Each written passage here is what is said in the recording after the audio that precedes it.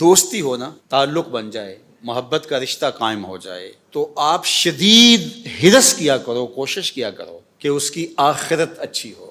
ایک شوہر نے اپنی بیوی سے کہا کہ میرا جی چاہتا ہے کہ تم میرے ساتھ جنت میں جاؤ، ہم اکٹھے جیسے یہاں رہ رہے ہیں ایسے ہی ہم جنت میں رہیں۔ اس نے کہا یہ تو میرا بھی جی چاہتا ہے۔ اس نے کہا پھر نماز پڑھا کرو، چونکہ جہنم میں جائیں گے بے نمازی اور لوگ راستے میں ملیں گے اور انہیں پوچھیں گے ما سلککم فی سقر، تم کیوں جہنم میں جا رہے ہو؟